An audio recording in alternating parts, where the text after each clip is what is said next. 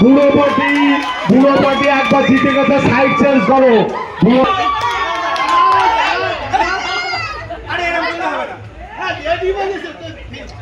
আমি রেডি 10 বার বলবো, কিন্তু 1 2 3 তেই খেলাটা হবে। Ready ready 1 2 3।